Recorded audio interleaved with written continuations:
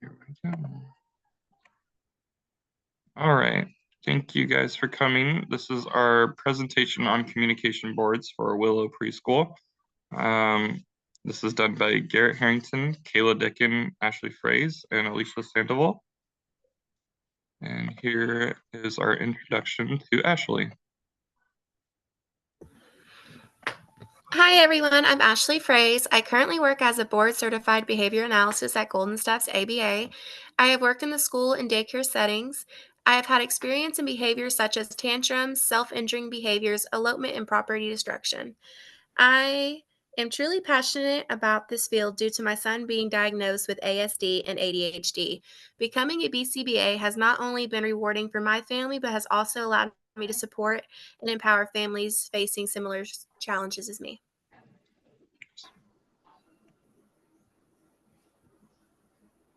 Hi, I'm Kayla Dickin. I'm a BCBA at Limitless Tomorrow ABA and have been in the ABA field for over 2 years now. I've had the opportunity to work in both school and home settings. Throughout my career, I've gained experience in addressing various behaviors, including tantrums, elopement, biting, aggression, and teeth grinding. Becoming a BCBA has truly been rewarding as it has allowed me to witness the progress and success of clients over time. Awesome. All right. Hi, my name is Garrett Harrington. I'm currently a BCBA at Beach Kids Therapy Center. I've been in the field for over 5 years now, and I've worked with kids from 3 to 18, and I've worked with a lot of SIB tantrums. I've worked with elopements. I've done a lot of different challenging behaviors. I have 2 in my family that are also have autism, and they're awesome. I'm grateful for the science of ABA and I've seen lots of changes in individuals and families. It's been a really rewarding field, and I love developing the communication systems for children. Hello everyone, I'm Alicia Sandoval and I am a BCBA with experience in school and clinic setting.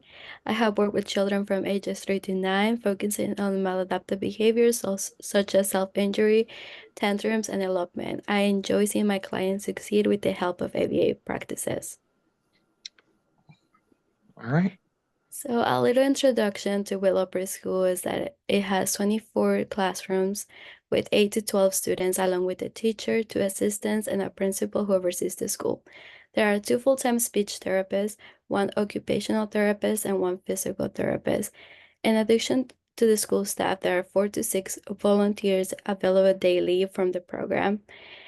Their primary support is to take students to the bathroom and make copies for the teachers. There are 2 ongoing behaviors during playtime in every classroom, like fights over toys and tantrums. In most cases, the problem occurs when a student grabs a toy from another student rather than asking for it or asking to play with them. Often, this results in a student fighting or more students throwing tantrums. Okay, awesome. Here's our research background section.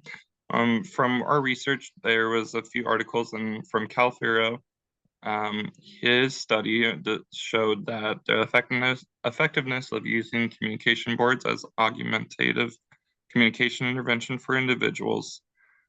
Using picture communication boards showed significant increases in student picture language, receptive, and expressive vocabulary, as well as positive behavior changes, leading to a more challenging curriculum and individual education plan. In the Hastad article, it highlighted the importance of the communication systems, such as communication boards, as a fundamental human right for individuals with communication difficulties, not just as a means of positive behavioral interventions. Hostad also suggested that lower tech communication boards were used more frequently compared to others. They are low cost, easy availability, and you need little knowledge required to use them, which allows to getting the kids to learn the communication board better.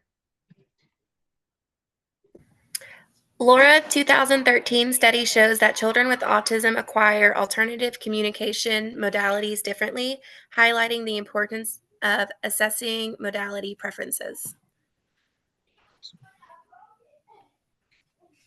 Here are 8 steps to implementing those communication boards. First, should collaborate with speech for planning how to use the communication boards.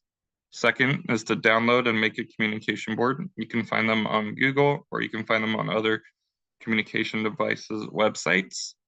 You can print and laminate the communication board or put in a paper saver just so that way it stays a little bit more, it lasts longer. And then 4, have the communication board easily available. You could really utilize these in a lot of different ways, but make sure that you just have them close by to use. And then maximize the opportunities, like try to use it as much as possible. And the way you want to maximize this is you model, like you touch the icons with it, and then you can point and touch, and then have them point and touch, and then reward them with that item that they're asking for. Try to use this before challenging behaviors occur, and then reward that child immediately as fast as you can, 1 to 3 seconds. 4 seconds is too long. And then have structured time for communication board during free time and playtime. Here is a video that summarizes this, how to be using it. I'm going to summarize this. It just goes through the core board and it talks about how they're used and how they can help. This is a helpful training method or a helpful training video too that explains core boards really well. We encourage you to watch this when you have a chance, and that way you can really know how to use them better. This is a core board. And then this is a modeling strategy, and I'll just kind of play it to show a little bit of how they use it, and then we'll move on to the next step. So right now she is pointing and showing how to use this toy with the communication board. She's telling him to push it in, all this stuff. Good job. And he's using it, she's using it. That's how you use the communication board. So yeah. And then here's our next section. And Willow Preschool's needs. It can meet your needs however you would want. Communication boards can be used in many versatile ways. What's great is you can make them small or big ones for individual or the whole class group setting. So for us, we decided on a communication board for our client due to the environment. He is in a preschool. And I think this is a good way to engage a preschooler. They're very colorful. You can customize it to your client's needs. You can make it like their highly preferred items. And I also noticed that like when you have peers in the same age group and they see the board, it kind of helps generalize again, like with the whole classroom. And it kind of just helps everyone else learn too, to like share, use their words. And kids learn through coloring and pictures. So it's just easier when you don't have the words that you need to say at the moment. Awesome. I attached a lot of different pictures just to show how versatile it could be used.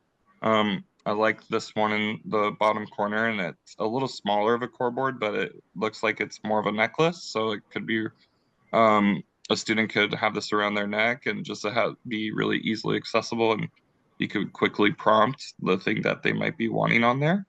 So that's a really good option in case you might need one down the road. And then this is like a teacher using a big core board in front of her class with this one student.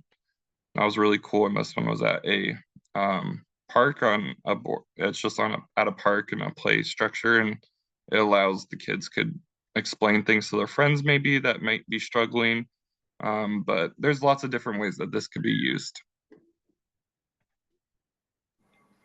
Communication boards are effective tools for reducing conflicts and tantrums among the nonverbal children in Willow Preschool. They provide visual representations of items, activities, and emotions, allowing the children to express themselves without resorting to tantrums. By using these boards, children develop language skills, clarify choices, learn social skills, and receive positive reinforcement, leading to better communication and decreased frustration. Overall, communication boards provide alternative means of expressions, provide clarity in choices and expectations, and help with social skills and language development. Awesome. Willow Preschool, with its 24 classrooms and support staff, including speech therapists, occupational therapists, physical therapists, and principals, face reoccurring behavioral issues during playtime, mostly for fights over toys and tantrums. To address these challenges, we chose to implement functional communication boards as a proactive strategy. These boards are tailored to students' developmental levels, provide visual symbols to help express needs and desires effectively during play. The initiative involves comprehensive training, collaboration with speech, individual support plans, seamless integration into daily routines, and ongoing monitoring and evaluation. By promoting alternative means of communication, we aim to reduce tantrums, enhance social skills, improve emotional regulation, and increase students' independence, fostering a positive learning environment conducive to a social and emotional development.